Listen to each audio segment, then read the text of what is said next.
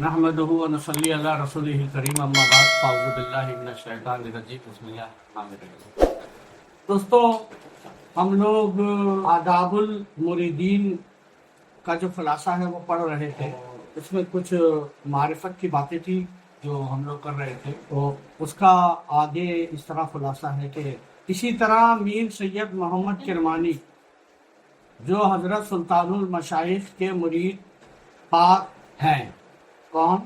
محمد کرمانی جو نظام الدین اولیاء کے مرید۔ اس مضمون کو مفصل اپنی کتاب سیر الاولیاء میں بیان کیا۔ قرآن مجید کی نص کا حوالہ جیسا کہ حضرت آدم علیہ السلام اور حضرت یوسف علیہ السلام کے قصوں سے ظاہر ہے۔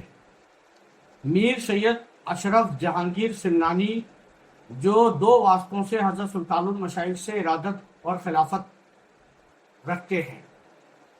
دو واسطوں سے یعنی محبوب الہی کے جو خلیفہ ہوئے وہ تھے اخی سراجی، جن کو پیران پیر کہتے ہیں، جن کا مزار مالدہ میں ہے اور ان کو پیران پیر کہتے ہیں۔ اور اس کے بعد علاء الدولہ پانڈلی، علاء الدولہ پانڈلی کے پیر اخی شیرازی، نظام الدین اولیاء اخی شیرازی کے پیر، اخی شیرازی علاء الدولہ پانڈلی کے پیر، اور علاء الدولہ پانڈلی جو ہے وہ حضرت مخدوم اشرف سمنانی کے پیر ہیں۔ بڑے افسوس کی بات ہے کہ دولت دنیا نے انسان کو جانور بنا دیا ہے، اور جو یعنی چچے پکے چشتی تھے آج وہ کسی اور کے طریقے کا دعویٰ کر رہے ہیں۔ دکان بہت بری چیز ہے دوستو۔ یہ جو لالچ ہے نا دولت کا، نیم فیم منی کا، یہ بہت خراب ہے۔ یہ اللہ کا خوف دل سے نکال دیتا ہے۔ لیکن مخدوم اشرف سمنانی رحمۃ اللہ علیہ نے نہ صرف بادشاہ چھوڑی تھی، بادشاہت چھوڑ کے طریقہ چشتیہ میں آپ نے جو ہے آپ طریقہ چشتیہ میں تو یہ بتا رہے ہیں کہ یہ تین واسطوں سے محبوب الہی کے مرید ہیں، یعنی محبوب الہی ان کے پردادا پیر ہوئے، یعنی علاء الدولہ پانڈلی ان کے پیر، علاء الدولہ پانڈلی کے پیر اخی شیرازی یعنی سراج الدین سراجی، جن کا مالدہ میں مزار ہے، انہیں پیران پیر کہتے ہیں، اور ان کے پیر جو ہوئے حضرت نظام الدین اولیاء، یعنی پیران پیر کا بھی پیر ہے نظام الدین اولیاء۔ اب غریب نواز کا عالم کیا ہوگا آپ اندازہ لگائیں۔ تو جہانگیر سمنانی دو واسطوں سے حضرت سلطان المشائخ سے ارادت اور خلافت رکھتے ہیں۔ انہوں نے بھی لطائف اشرفی میں اپنی مکتوبات میں فتوحات مکی اور دیگر معتبر کتب کا حوالہ دے کر اس بات کو اچھی طرح واضح کیا۔ یہ جو ہے سما کے بارے میں ہم نے پڑھا تھا، اس کے بارے میں یہ جتنے بھی اولیاء کرام ہیں یہ اپنی اپنی کتب میں دعویٰ کر رہے ہیں کہ سما سنت رسول آپ نے سنی تھی، اور رسول اللہ صلی اللہ علیہ وسلم کی مطابقت میں ہم لوگ سما سنتے ہیں۔ فتوحات مکی میں بھی اور دوسری کتابوں میں بھی اچھی طرح سے اس کو واضح کیا ہے کہ اس طائفہ کے تمام افعال و احوال کا مدار ان کے مشائخ کی مطابقت ہے۔ یعنی آپ دیکھیے کہ کرمانی، اخی سراجی، علاء الدولہ پانڈوی، میر اشرف سمنانی، حضرت یحییٰ منیری، فتوحات مکی جنہوں نے لکھی ابن عربی، ملا جام، اور بڑے بڑے جتنے بھی معتبر علماء اور اولیاء گزرے ہیں، انہوں نے یہ بات کہی ہے کہ صوفی کا کوئی خاص مذہب نہیں ہوتا، بلکہ انہوں نے تو یہ بھی کہہ دیا کہ بہت برا ہے وہ صوفی جو اپنے آپ کو کسی مذہب سے منسوب کرتے ہیں۔ یہ سب یہ کہہ رہا ہے کہ صوفی کا کوئی خاص مذہب نہیں ہوتا، صوفی کا مشرب ہوتا ہے، یعنی صوفی کا جو مذہب ہوتا ہے وہ اس کے پیر کے نقش قدم پہ چلنا، یعنی صوفی کا جو یعنی مرید کا جو پیر ہوتا ہے وہی اس کا مذہب ہوتا ہے۔ بلکہ بابا جی نے تو مجھ سے یہ کہا تھا کہ جب آپ مرید ہو جاؤ تو کتابیں پڑھنا چھوڑ دو، کیونکہ سب سے بڑی کتاب مرشد ہوتا ہے مرید کے لیے۔ تو یہ ان سب نے جو باتیں کہی ہیں، الصوفی لا مذہب، صوفی کا کوئی خاص مذہب نہیں ہوتا، اس کے بارے میں ان سب نے دلائل دی ہے۔ اصل اب میں آپ کو بتاتا ہوں کہ لطائف اشرفی میں اپنے مکتوبات میں فتوحات مکیہ اور دیگر معتبر کتابوں کا حوالہ دے کر اس بات کو اچھی طرح واضح کیا ہے کہ اس طائفہ کے، اس گروہ کے یعنی صوفی گروپ، شیعہ صوفیہ، طائفہ صوفیہ کے تمام افعال و احوال کا مدار ان کے شیخ کی مطابقت ہے۔ جتنے بھی صوفیہ کرام ہیں یعنی پیر اور ان کے مرید، وہ جو ہیں ان کا جو مدار ہے پورا عقیدے کا، وہ ان کے پیر پر ہوتا ہے، یعنی ان کا پیر ہی ان کا مذہب ہوتا ہے، یعنی پیر کا مشرب ہی ان کا مذہب ہوتا ہے، یعنی چشتیوں کا طریقہ ہی چشتیوں کے لیے ان کا مذہب ہے، چشتیت ہی مذہب ہے اور چشتیت ہی مشرب ہے، کیونکہ ان کے مسلک کی بنا نصوص قرآن و حدیث نہ کی اقوال ائمہ ہے۔ سب سے بڑی بات جو ہے چشتیوں کا یا صوفیوں کا جو مذہب اور مشرب ہے وہ قرآن اور حدیث کی نص سے ثابت ہے، قول اور فعل سے ان کا کوئی لینا دینا۔ اسی طرح یہ نیاز مند کاتب حروف یعنی حقیر فقیر عبد الرحمن چشتی بن عبد الرسول بن قاسم بن شاہ بدن عباسی علوی خواجہ خواجگان چشت کے مذہب پر ہے۔ آپ نے جس نے کتاب لکھی جنہوں نے، وہ ہے حضرت عبد الرحمن چشتی علیہ رحمت الرضوان۔ انہوں نے کتاب لکھی ہے اور یہ فرما رہے ہیں کہ میرا کوئی مذہب نہیں ہے، نہ میں حنفی ہوں، نہ مالکی ہوں، نہ شافعی ہوں، میرا مذہب جو ہے اور میرا مشرب جو ہے وہ چشتیت ہے۔ کتاب کے رائٹر کہہ رہے ہیں اگرچہ یہ بندہ اتنے سلسلوں سے فیض یافتہ ہے، یعنی عبد الرحمن چشتی جنہوں نے میرۃ الاسرار لکھی ہے، انہوں نے کہا اگرچہ میں اتنے سارے سلسلوں سے وابستہ ہوں جن کا ذکر باعث طوالت ہوگا، لیکن یہ بندہ خاندان چشت اہل بعیش کا پروردہ خاکسار ہے۔ اس نیاز مند کا طب حرف نے مشرب صوفیہ ناجیہ کے فیض کا اقتباس قطب الوقت حضرت شیخ حمید سے کیا، یعنی میں نے جو تصوف سیکھا اور یہ جو ناجی فرقے میں داخل ہوا، یہ حضرت حمید کے ذریعے، میرے پیر جو حمید تھے ان کے ذریعے داخل ہوا۔ انہوں نے اپنے والد حضرت شیخ قطب الدین، انہوں نے اپنے والد حضرت شیخ پیر قدس، انہوں نے اپنے والد حضرت شیخ بدھ، انہوں نے اپنے والد حضرت شیخ محمد، انہوں نے اپنے والد حضرت شیخ عارف، انہوں نے اپنے والد حضرت قطب الابدال مرشدی مانوی فقیر شیخ احمد عبدالحق رضولوی، انہوں نے اپنے پیر حضرت بندگی شیخ جلال الحق جلال الدین پانی پتی، انہوں نے اپنے پیر حضرت شیخ ترک پانی پتی، انہوں نے اپنے پیر حضرت شیخ علاؤ الدین علی صابر احمد کلی علی، انہوں نے اپنے پیر طریقت شیخ فرید الدین مسعود اجودری، انہوں نے اپنے پیر حضرت خواجہ قطب الدین بختیار اوشی، انہوں نے اپنے پیر حضرت قطب وحدت مقرب بارگاہ رحمان با حضرت محبوب رب العالمین خواجہ خواجگاہ فخر کون و مکہ امین معرفت قطب المشائخ و بر و بحر حضرت خواجہ معین الحق و الدین چشتی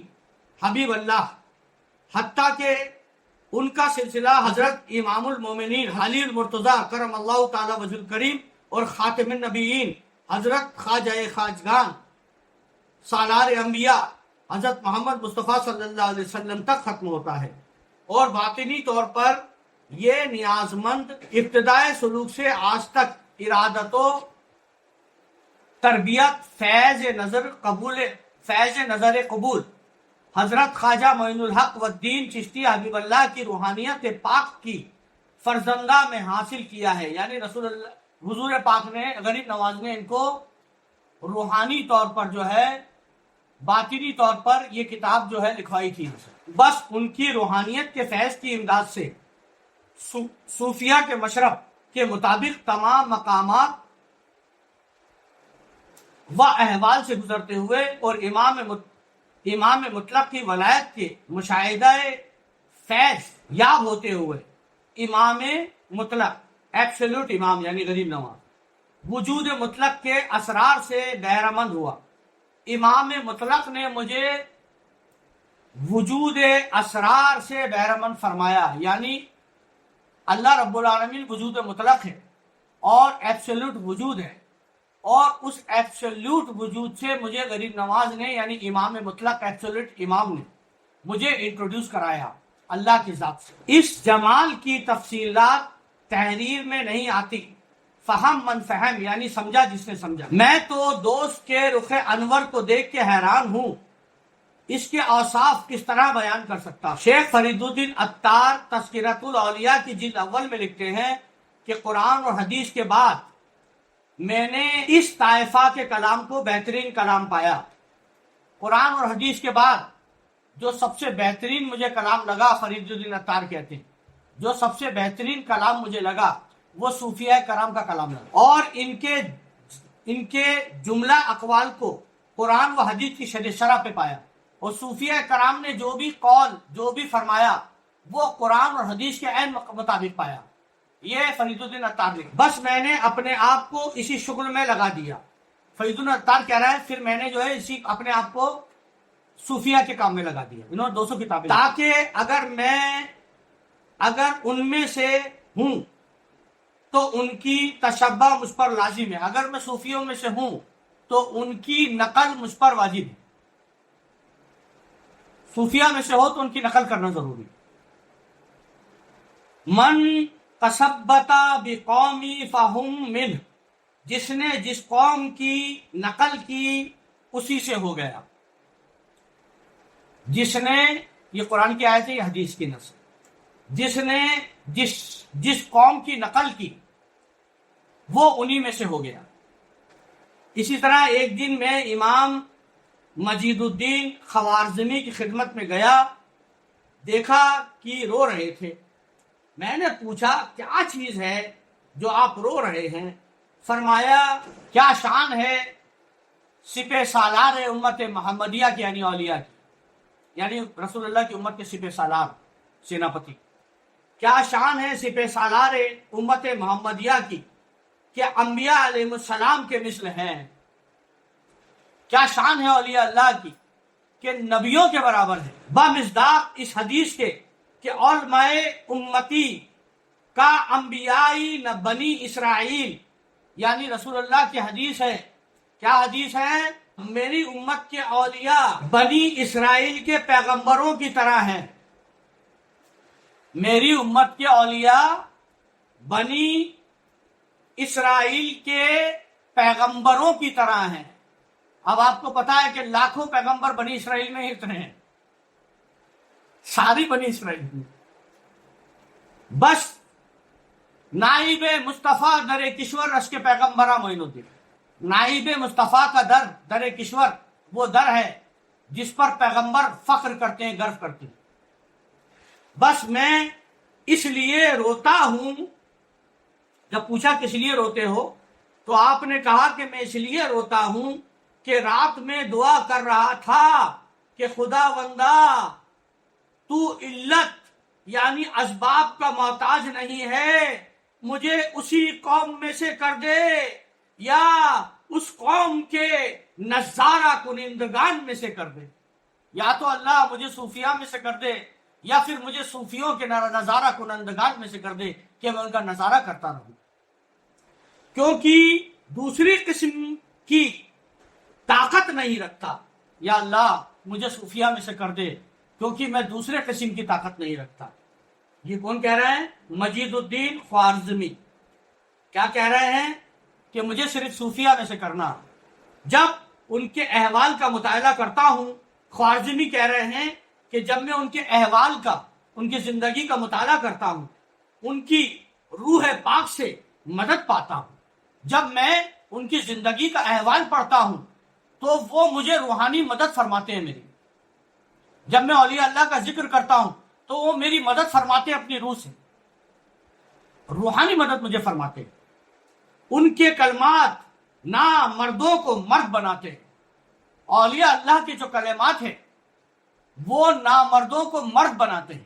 تو یہاں پر یہ بتایا جا رہا ہے، کیا بتایا جا رہا ہے؟ ان کے کلمات نامردوں کو مرد بناتے ہیں. اولیاء اللہ کے کلمات میں مردوں کو، اور جو مرد ہیں ان کے کلمات مردوں عورتوں کو مرد بناتے ہیں. صوفیہ کرام کے کلمات جو باتیں کرتے ہیں، اور کوئی مرد اگر ان کے پاس آتا ہے تو اس کو شیر مرد بناتے ہیں، اور اگر شیر مرد ان کے پاس کوئی آتا ہے تو اس کو افراد بناتے ہیں، اور افرادوں کو عین درد بنا دیتے. کوئی نامرد ان کے پاس آتا ہے اسے مرد بنا دے، اولیاء اللہ۔ کوئی مرد ان کے پاس آتا ہے اسے شیر مرد بنا دے، کوئی شیر مرد ان کے پاس آتا ہے اسے فردان بنا دے، کوئی فردان ان کے پاس آتا ہے تو اسے عین درد بنا دے۔ عین درد کا مطلب ہے اللہ کا عاشق بنا دیتے، یعنی عین درد۔ عین درد کا مطلب ہے جس کے دل میں 24 گھنٹے اسی کی یاد، اسی کی محبت اور اسی کا دیدار کرتا رہے۔ اب ایک شعر ہے اسی مقام پر، کفر کافر را، کفر کافر را، دین دیندارا را۔ کفر کافروں کو مبارک اور دین دینداروں کو مبارک، ذرہ درد دل اتارا را۔ کفر کافروں کو مبارک، دین دینداروں کو مبارک، اور ذرہ درد، اس درد کا ایک ذرہ یہی عطار کا دل ہے۔